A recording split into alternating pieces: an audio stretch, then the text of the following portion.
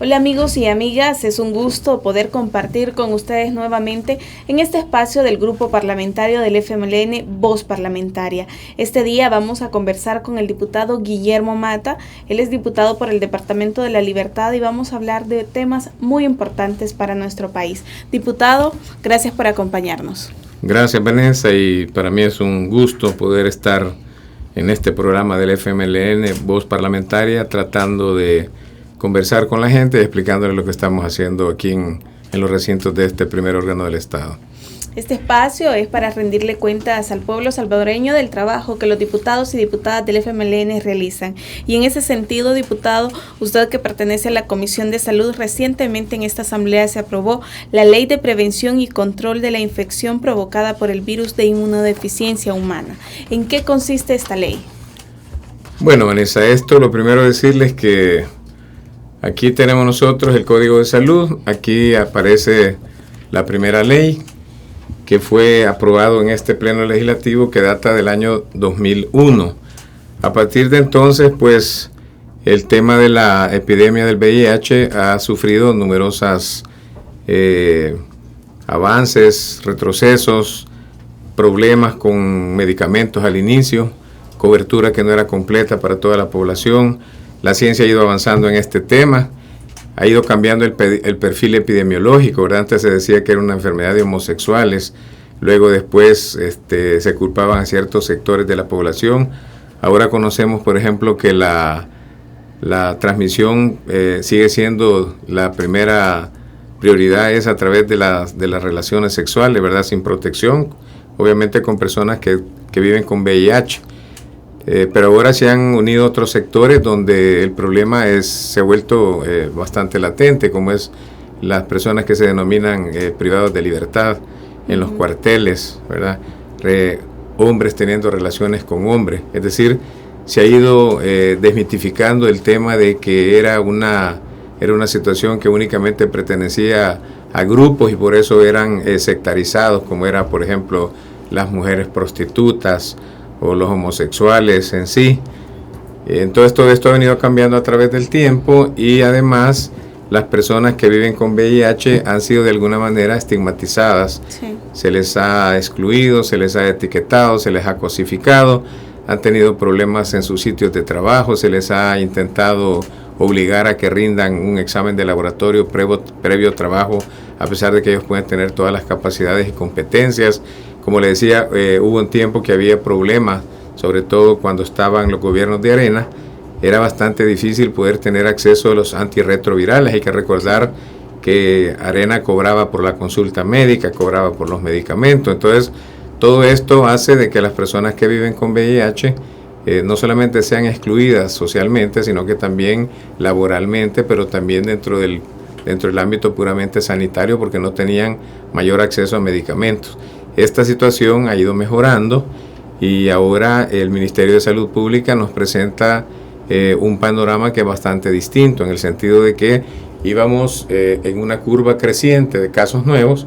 Ahora el Ministerio de Salud nos está presentando una curva en la cual el número de casos nuevos se ha ido reduciendo. Entonces, ese incremento que nosotros veíamos se ha convertido en una meseta y con una tendencia gradual a la caída. Entonces, significa que con el gobierno del cambio se ha mejorado no solamente la prevención, ya que todos sabemos de que además de que hay un día, el día del VIH-Sida internacional, que es el 1 de diciembre, además de ese día el Ministerio de Salud Pública mantiene una campaña permanente de toma voluntaria de muestras para las personas que quieran conocer cómo es su estado de salud con relación al VIH. De prevención y de información. De prevención, también. De información, pero además las personas desde hace muchos años prácticamente reciben el 100% de medicamentos antirretrovirales para el caso. También se ha mejorado mucho en lo que es el tema de prevención a través de mantener dispositivos de preservativos, de condones, ¿verdad? No solamente en los hospitales como el Seguro Social o el Ministerio de Salud Pública, sino también en otros lugares y también para sectores que se consideran que son vulnerables. Sin embargo, se han escuchado voces y realmente tienen razón de que la ley había que revisarla porque habían algunos vacíos el mismo avance de la ciencia hace que una ley comience a perder algún tipo de vigencia, que no se consideraban todos los derechos humanos en este tipo de leyes, pero además estas agrupaciones que presentaron también proyectos de ley pensaban que lo mejor era que no fuera el Ministerio de Salud Pública quien manejara el tema, lo cual es lo que pasa en todas partes del mundo, sino que ellos querían que la CONACYDA, que ahora se cambió de nombre, se convirtiera en una entidad autónoma y que desde aquí se manejara todo el tema del VIH, lo cual tiene implicaciones no solamente de carácter económico, ¿verdad? Porque estamos hablando de que hay que llevar gente en un momento en el cual todo el mundo habla de austeridad, sí, de congelar plazas, etcétera. Entonces, el presidente de la República ha manifestado en numerosas ocasiones que ya no quiere autónomas, además. Entonces, nosotros recibimos 3 anteproyectos de ley, uno que venía de la sociedad civil, de la Mesa VIH, de Procuraduría de la Defensa de los Derechos Humanos, venía una que venía de parte del gobierno y se recibió también un anteproyecto de ley del FMLN y de Arena. Entonces, con estas 4 iniciativas de ley, nosotros hicimos un estudio para, en primer lugar, determinar si realmente este Código de Salud y la ley necesitaba una reforma o si lo mejor era hacer una ley nueva. Sí. Cuando empezamos a ver que casi en todos los artículos había una observación al mismo, nos dimos cuenta de que no podíamos estar reforma.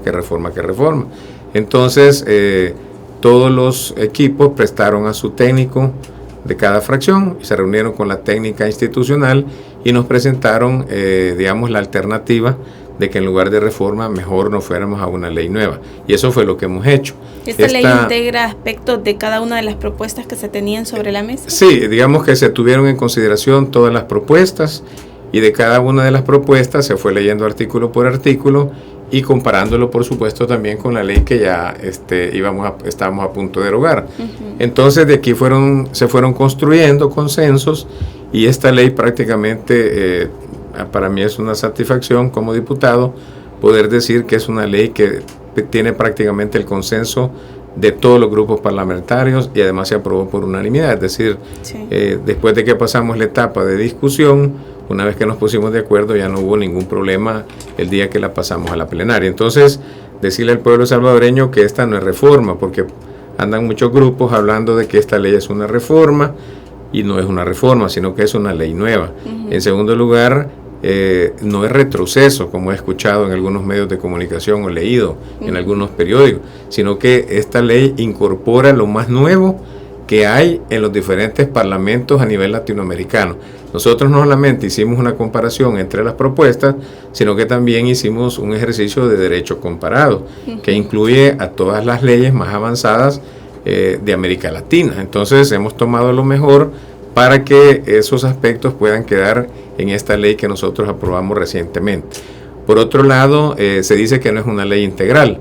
Esta ley es una ley totalmente integral porque contiene el aspecto de prevención, de promoción, contiene el aspecto de rehabilitación, el aspecto de curación y de atención integral en salud. Es decir, están cubiertas todas las diferentes fases desde el punto de vista sanitario, sí, pero además es integral porque también retomamos lo que decía la sociedad civil, que había que darle cobertura a otros ámbitos del derecho y que únicamente no nos quedáramos en el tema de los derechos sanitarios. Entonces, aquí esta ley considera otros aspectos que van más allá del aspecto de salud. Aquí está considerado, por ejemplo, la parte puramente educativa, es decir, los derechos humanos en relación a la educación que van a ser tutelados por el Ministerio de Educación. Están también los derechos laborales que también serán tutelados por el Ministerio de Trabajo. Están también, hemos considerado a los privados de libertad y en este caso será el Ministerio de Seguridad Pública y Defensa el encargado de tutelar estos derechos, y también está el ámbito de la defensa en el tema y de los centros penitenciarios, en el tema también de las personas privadas de libertad y de las personas que también tienen, las personas que están, digamos, acuarteladas, los soldados del ejército, también están considerados. Entonces, todos estos aspectos son los que consideran las diferentes leyes que nosotros hemos revisado y que aparecen un cuadro completo, todo Sudamérica, Centroamérica. Entonces, esta ley no es retroceso, sino que es un avance porque supera la anterior. Es un estadio por arriba de la que teníamos antes. ¿Fue consultada esta ley con los sectores que tienen que ver con la ejecución de la misma? Claro, aquí recibimos nosotros a los diferentes sectores, no solamente a los que habían presentado solicitud o iniciativa de ley, sino que también aquellos aspectos que necesitábamos otra opinión, como es por ejemplo la academia, aquí han desfilado las universidades, aquí han desfilado organizaciones sociales, aquí han estado los grupos de personas que manejan este tema muy bien, ¿verdad? O que ellos mismos son personas que viven con VIH. Hemos constatado también instituciones públicas, instituciones privadas. Entonces hemos tratado de recoger la opinión de todos. Incluso, por ejemplo, en el caso de que no pudieran venir, nosotros les pedíamos que nos dieran una opinión por escrito. Yo lamento para el caso, por ejemplo, que esta mesa del VIH, que son de los grupos que no están conformes con la ley, no quisieron dar opinión ni siquiera por escrito. La misma Procuradora para la Defensa de los Derechos Humanos tampoco quiso dar opinión por escrito. Y una vez que la ley es aprobada, entonces comienzan a protestar diciendo que no los hemos tomado en cuenta cuando sí los tomamos en cuenta. Lo que pasa es que la comisión no puede estar dando audiencias constantemente a todas las personas para que vengan a dar un punto de vista en particular, sino que se les pide una presentación integral sobre toda la ley. Y una vez que la ley ya está casi en borrador, entonces se les pide otra opinión. Entonces sí ha sido consultada. Y además, Vanessa, yo quisiera decirle que la ley anterior, por ejemplo, cuando hablaba, por ejemplo, de derechos, sí, los derechos eran bastante limitados, porque aquí, por ejemplo, tomábamos en cuenta o reconocíamos el derecho de igualdad, el derecho, me voy a poner los anteojos, Vanessa. Por supuesto. Por ejemplo, reconocíamos... Son las comparaciones en cuanto a la ley antigua y la nueva. En la ley antigua, por ejemplo, hablamos de derecho de igualdad, de atención médica, reconocíamos el derecho de la confidencialidad, el derecho a un puesto de trabajo y el derecho a la educación. En cambio ahora la lista es inmensamente grande, ¿verdad? Además de la no discriminación, acceso a la información sobre VIH, información del diagnóstico de VIH, acceso a la prueba para el diagnóstico de la infección, acceso a la atención integral, acceso a recibir consejería y orientación. Eso es en el campo puramente médico, pero en los otros temas que habíamos mencionado, aquí reconocemos el derecho de los niñas y adolescentes, el derecho que habíamos mencionado en el ámbito educativo, el derecho que habíamos manifestado anteriormente en el tema del ámbito penitenciario, en el ámbito militar y en el ámbito laboral. Entonces, es una ley donde van reconocidos todos los derechos y además hay que recordar que tenemos una ley previa, que es la Ley de Derechos y Deberes de los Pacientes, sí, que recoge todos los derechos, ¿verdad? Y todas las obligaciones que tienen tanto los pacientes como los prestadores de servicios de salud. Entonces, aquí nosotros hacemos alusión a esa ley en términos de que una ley tiene que ser lo más concisa, lo más simple posible, pero lo más amplio en cuanto al respeto de los derechos. Entonces, aquí está consignado todos los derechos esos que ya están en una ley previa. Se ha cuidado entonces esos aspectos, porque usted ya menciona la ley de derechos y deberes de los pacientes, pero en el tema de la niñez y de la adolescencia, por ejemplo, se cuenta con la ley Lepina y hay aspectos muy cuidadosos en cuanto a la protección de nuestros niños y niñas, incluso con tratados internacionales que contemplan esta ley nueva. Sí, aquí nosotros hemos armonizado precisamente con la ley Lepina. Hemos armonizado con el Código de Salud, hemos armonizado con la Ley de Derechos y Deberes de los Pacientes. Entonces, es una ley que trata de ir integrando y armonizando todas las leyes que hay en el país en materia de derechos humanos. La otra cosa, Vanessa, que es importante que sepa la población salvadoreña, la ley anterior tenía algunos pecados de origen. Por ejemplo, no tenía ámbito de aplicación, que eso es un error grave en una ley. Ese fue un vacío, algo que se pasó. No tenía ámbito de aplicación. Ahora explica que están sujetos a la obligación de esta ley todas las instituciones públicas y privadas, incluyendo el Instituto Salvadoreño del Seguro Social, todas las personas naturales y jurídicas, ¿verdad?, que ejecuten acciones de prevención, promoción, protección y atención integral contra la infección por el VIH. Esto es nuevo, no tenía ámbito de aplicación, no existía ente rector. Entonces, una ley que antes no tenía ente rector y que ahora tiene ente rector no puede ser una ley de retroceso, sino que tiene que ser una ley superior a la anterior. Ahora la autoridad competente y el rector es el Ministerio de Salud. El Ministerio de Salud incluso no tenía competencias, ahora están claramente detalladas cuáles son las competencias que tiene el Ministerio de Salud. Entre ellas, rápidamente, establecer protocolos de prevención, atención integral con todos los miembros que integran el Sistema Nacional de Salud, ¿verdad? Y también las instituciones nuevas que aparecen, como son el Ministerio de Educación, el Ministerio de Seguridad Pública, etcétera. Con todos ellos se tienen que hacer protocolos. También le corresponde al Ministerio de Salud hacer, este punto es muy importante, la compra conjunta de medicamentos, es decir, ya no va a comprar el Seguro Social por su lado, aparte, el Ministerio por aparte, Bienestar Magisterial, sino que es una compra conjunta y que no solamente económico para el país. Va a mejorar la eficiencia, sino va a tener un beneficio económico. Luego hay un sistema de información general del VIH, le corresponde al Ministerio de Salud brindar información suficiente y oportuna. Le corresponde también gestionar recursos, ¿verdad?, económicos, materiales y humanos. El Fondo de las Naciones Unidas ya no nos va a dar lo que aportaba antes para compra de medicamentos. Entonces ahora le tocará al Ministerio de Salud esa tarea. Y cosas nuevas que no estaban en la otra ley, como son, por ejemplo, protocolos de primeros auxilios para el personal de alto riesgo, que son médicos, enfermeras, etcétera, guías de profilaxis post-exposición. También quería destacar yo, por ejemplo, en la nueva ley, el hecho de que aparecen ahora, antes solamente se hablaba de albergues, y ahora estamos hablando de centros de asistencia integral para la niñez y adolescencia viviendo con VIH. Esto, por supuesto, le va a corresponder a una institución en particular que es la que se dedica a la protección de los niños y de los adolescentes, ¿verdad? Luego hay una cosa importantísima de esta ley que no existía antes, que es la estrategia de comunicación. Tiene que haber una estrategia de comunicación fundamentalmente para promover y prevenir, sí, ¿verdad?, en nuestro medio, y esto no estaba en la ley anterior.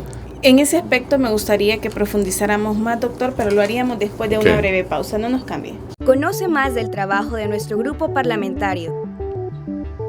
Síguenos en Twitter, encuéntranos como @GPFMLN. En Facebook, dale like a nuestra página Grupo Parlamentario FMLN. O visita nuestra página www.gpfmln.sb.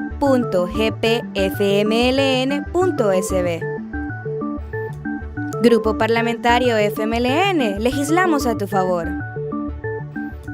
Gracias por continuar en sintonía de Voz Parlamentaria, que se transmite a través de los diferentes medios legislativos. Estamos conversando con el diputado Guillermo Mata sobre esta importante ley de prevención y control de la infección provocada por el virus de inmunodeficiencia humana, mejor conocido como VIH. Diputado, usted nos hablaba de un eje importante que tiene esta ley, como es la estrategia comunicacional. ¿En qué consiste esta? Sí, fíjese que hemos puesto...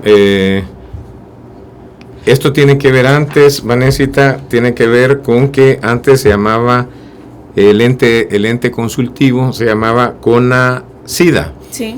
Ahora se llama CONA-VIH. Entonces, este ente realmente no tenía, en esta ley anterior, no tenía mayores facultades. Uh-huh. O sea que son de esas instituciones o de esos consejos que no hacen mucho. Entonces, ahora lo que hemos hecho es que se ha readecuado. Por ejemplo, hemos bajado de 12 a 8 el número de integrantes, y entre los nuevos aparece, por ejemplo, debidamente acreditado el Consejo Superior de Salud Pública, que es importante que esté ahí, la Procuraduría para la Defensa de los Derechos Humanos, el Ministerio de Relaciones Exteriores, un representante de la Secretaría de Inclusión Social y un representante del Instituto Nacional de la Juventud, puesto que este es un sector vulnerable de la población y no estaba presente anteriormente.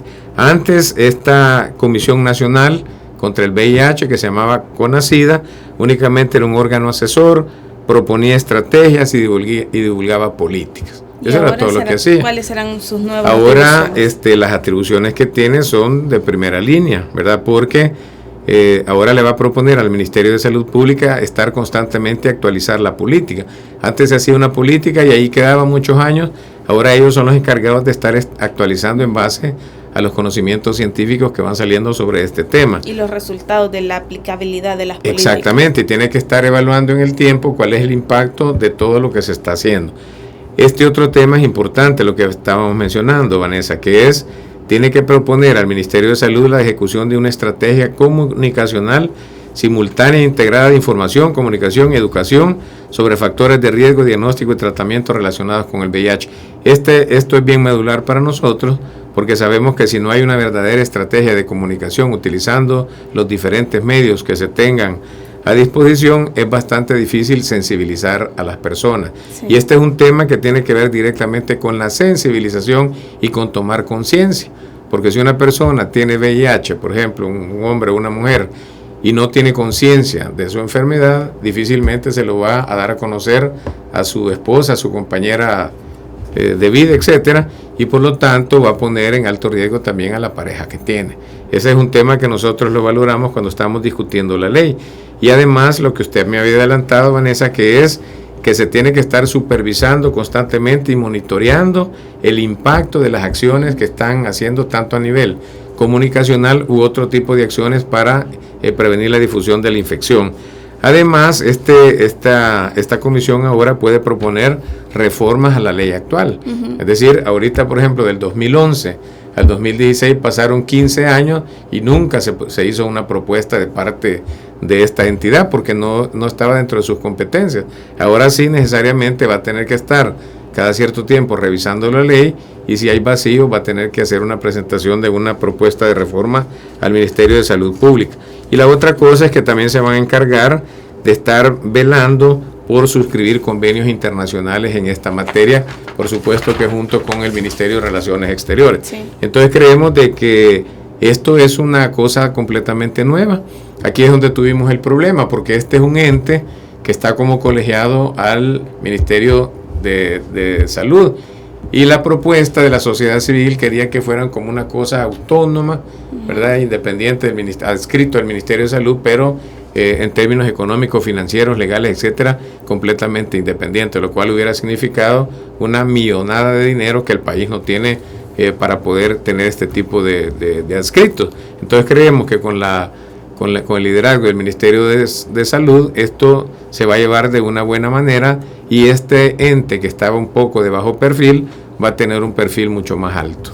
Diputado, me gustaría que le aclarara a la población porque a veces, por ejemplo, en aspectos que contempla la ley como la confidencialidad, la gente tiende a pensar que solo son aspectos que aplican en instituciones públicas, en hospitales o unidades de salud públicas, pero la aplicabilidad de la ley también aplica para aquellas instituciones privadas. Claro, o sea, cuando estábamos leyendo lo que era el ámbito de la ley, ahí estamos hablando que aplica para instituciones públicas y privadas. Entonces, la confidencialidad también es para las personas que van a ver al médico privado, sí, para las personas que van a un hospital privado.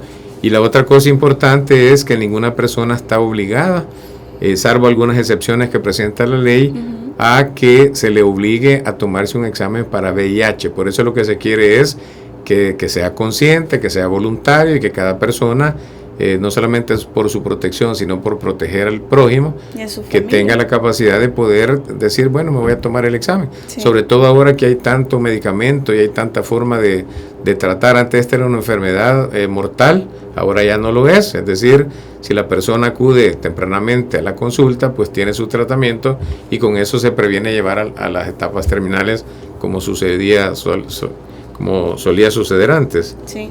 Diputado, no sé si le gustaría finalizar con algún otro aspecto relevante de la ley. Quizás terminar, Vanesita, terminar diciendo que lo importante que tiene esta ley es que es una ley integral. A mí lo que más me gusta es que esta ley va a ir de la mano con otra ley que ha presentado el FMLN, que está en la Comisión de la Familia, y que es la ley de educación sexual y reproductiva. Uh-huh. O sea, mientras nosotros no tengamos conciencia que esto es educación, sí, que esto es conciencia, pues nosotros en este tema vamos a seguir atrasados. Y esto tiene que ver no solamente con el VIH, sino que tiene que ver con las enfermedades de transmisión sexual, tiene que ver con el embarazo en adolescencia. Tenemos 29% de embarazo en adolescencia, demasiado grande. Tiene que ver con ya romper esos mitos religiosos y tradicionales y de cultura, etcétera, que tienen que ver con no hablar de anticoncepción, con no hablar de preservativos, de condones, etcétera. ¿Por qué? Porque nuestras niñas y nuestros niños a los 12, 13 años ya están teniendo relaciones sexuales. Hay que enseñarles que son niños, hay que enseñarles que son niñas y que no es la edad propicia para tener relaciones sexuales. Sí. Entonces, esta ley también tiene mucho de prevención, también en materia de enfermedades de infección sexual, pero cuando se amarre con la ley de educación sexual y reproductiva, eso también no solamente va a mejorar la educación desde los niños hasta los universitarios, sino que también esto va a incidir mucho en la prevención del embarazo en adolescencia. Entonces, nos sentimos satisfechos con la ley, creemos que el presidente la va a sancionar, a pesar de que han habido molestia para algunos grupos, que nosotros tenemos un análisis de por qué no están contentos, ¿verdad? Uh-huh. Siempre se busca mucho la autoría de algunas leyes. Esta ley, como le digo, es de consenso, se aprobó sin mayores dificultades y nos pone a la par de todos los países de América Latina en cuanto a muchos temas, como es, por ejemplo, el hecho de ya no judicializar a las personas VIH, que antes sí se judicializaban, incluso iban hasta el Código Penal. Uh-huh. Y la otra cosa nueva que tiene esta ley, por razones de tiempo no voy a prolongarme, pero no existen sanciones leves, sino que todas son graves, son muy graves, porque cuando alguna persona por negligencia infecta a otro, pues estamos hablando de la vida. Entonces, sí, las penalidades, algunas son de carácter económico, tienen que ser sanciones fuertes, porque estamos hablando de que si alguien se siente con duda puede acudir voluntariamente. Si alguien tiene la enfermedad, tiene la obligación de comunicar a su familia, a los allegados, pero también el sistema le tiene que respetar sus derechos. Perfecto. Diputado, cambiando un poco de tema, se ha aprobado por fin un incremento al salario mínimo. La clase trabajadora de nuestro país está celebrando este tema. Me gustaría conocer su opinión al respecto. Sí, yo creo que es una victoria de los trabajadores, pero de la mano con el gobierno. Que yo recuerde, han pasado tantos años que ni una fecha podría dar desde cuándo el pueblo trabajador ha venido buscando un incremento de salario, y siempre se había venido dando la misma respuesta. No, porque si se aumenta el salario, entonces aumentan los productos. Sí. Incluso antes mis papás me contaban que antes no se hablaba del salario mínimo, porque decían, por ejemplo, si se aumentaba en el campo, no, porque el campesino lo que hace es ir a comprar licor, se embriaga y entonces no hay que aumentarle el salario, porque de lo contrario hay problemas. Es decir, siempre han habido excusas de excusas, pero además de que el gobierno ha sido persistente, y sobre todo la ministra de Trabajo no aceptando las limonas que quería la empresa privada darle a los trabajadores, entonces finalmente se ha logrado que la correlación sea favorable a los trabajadores. Y también me alegra y me agrada que Monseñor Escobar Alas el día de ayer haya dicho que si alguien se considera católico y no quiere cumplir con esta obligación del Estado, entonces está faltando a su fe. Creo que es una reflexión muy profunda, que tiene un alto significado y que está avalando y apoyando. Incluso Monseñor Escobar Alas dice que nos quedamos cortos. Yo creo que sí, pero pienso yo que si por $50 la empresa privada está dispuesta a ir a la Sala de lo Constitucional, a ir a la Organización Internacional del Trabajo, es decir, a provocar nuevamente desestabilización para el gobierno, generar movimientos callejeros, etcétera, por $50, ¿qué no hubiera hecho si el gobierno hubiera ido más allá de lo que ha puesto? Entonces, creo que los argumentos, aprovechar para decir que los argumentos de la derecha no tienen ninguna validez. Es decir, venir a decir de que porque se aumente el salario mínimo se presenta un escenario apocalíptico, van a cerrar las empresas, se van a ir los empresarios, nadie va a querer venir a invertir a este país, todo el mundo le va a aumentar a sus productos. Entonces, a partir del salario mínimo se incrementa toda la desestabilización que la derecha le está haciendo al país. Entonces, yo creo que el gobierno tiene que ser valiente y fuerte ¿verdad? Y sostenerse en este tema. Escuchamos lo mismo cuando aprobamos la ley de medicamentos. Se iban a ir todos los laboratorios del país, iba a haber un tremendo desempleo. Lo escuchamos cuando aprobamos la ley de regulación del tabaco. Ni tabacaleras hay en el país, pero decían que ya la gente no iba a poder vender cigarrillos, que se iban a cerrar todos los lugares recreativos, porque habíamos impedido que la gente esté fumando en los restaurantes. ¿Qué ha pasado? Nada.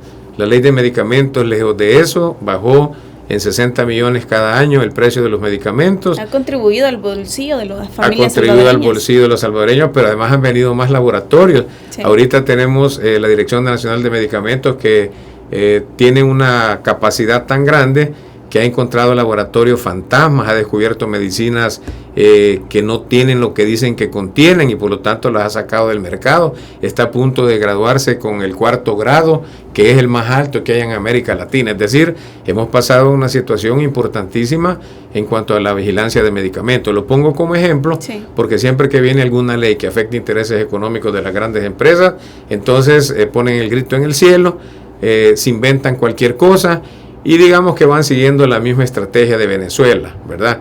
Que va a haber crisis económica, que se habla de, ahorita por ejemplo en la tarde o ayer estaba leyendo que están acotando a la libertad empresarial porque el presidente ha dicho que va a estar vigilante, que no haya abuso de precios. Entonces ellos ya están hablando de que aquí no hay libertad de mercado, que aquí no hay libertad de esto y de lo otro. Entonces, como diputado me siento complacido, como miembro del FMLN mucho más, de que haya sido nuestro gobierno del cambio el que haya realizado. Esto realmente hay que darle la dimensión que tiene, sí, Vanessa. Esto es un hecho histórico, ¿verdad? En tantos años, la clase trabajadora jamás obtuvo un incremento de salario.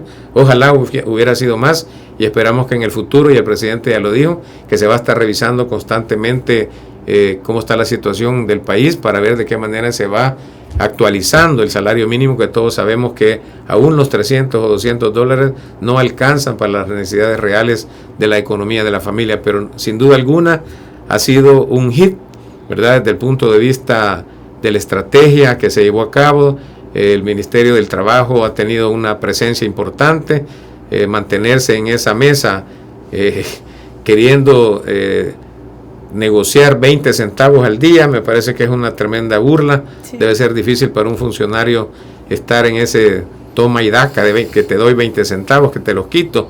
Así es que, en pocas palabras, como diputado del FMLN me siento orgulloso, me siento contento y ojalá también ojalá que la clase trabajadora salga a defender esta victoria, este triunfo, porque estoy seguro que esto va a terminar como todo en la sala de lo constitucional y desafortunadamente ya conocemos quién es la sala. Ya sabemos que lo que Arena no puede hacer en la Asamblea Legislativa lo termina de manufacturar en la sala de lo constitucional. Bueno, diputado, estamos por cerrar el año.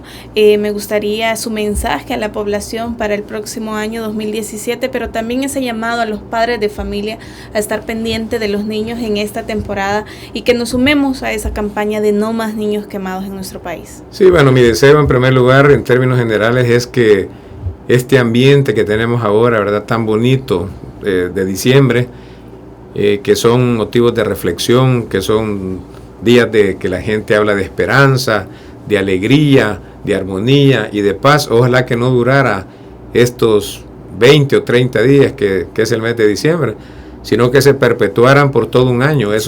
Que esos deseos de esperanza, de armonía familiar, de paz, de bienestar, que esos incentivos y esos objetivos y esas metas que no duren 30 días, que sean para todos los días. Cada día hay que creer que es Navidad y cada día hay que pensar con ese espíritu navideño, ¿verdad? Sobre todo nuestro país es un país muy, muy cristiano, es un país muy creyente. Entonces, si eso fuera verdad, cada día debería ser un día de esperanza y no de frustración, como hay muchos que quisieran que viviéramos en una tremenda frustración. Y en términos generales, pues desear a todas las familias salvadoreñas felicidad, bendiciones, alegría, y que Dios derrame muchas bendiciones sobre sus familias. Y por supuesto, y sobre todo como pediatra, recomendar a todos los padres de familia que seamos prudentes, ¿verdad? Sí. Que por una negligencia no vayamos a permitir Yo he visto en mi vida profesional, cuando era residente del Hospital de Niños Benjamín Blum, niños con los dedos amputados, con la mano amputada, cosas horribles y desastrosas que ojalá ya no se dieran en el país, y que si van a utilizar juegos pirotécnicos, que estén a la par de su niño, ¿verdad?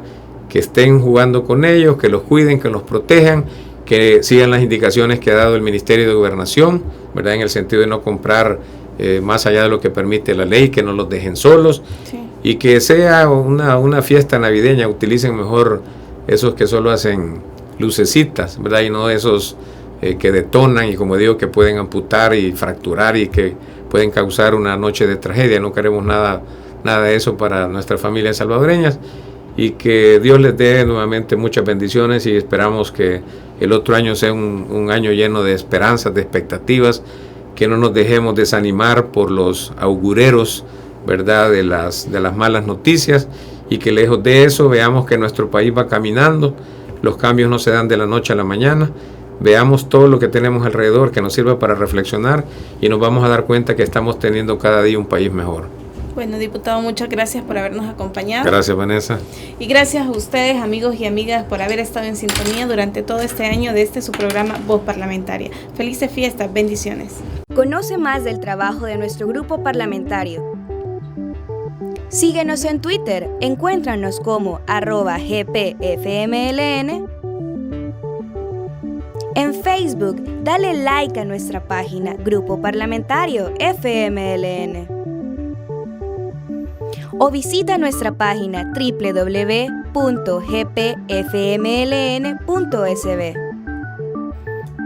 Grupo Parlamentario FMLN, legislamos a tu favor.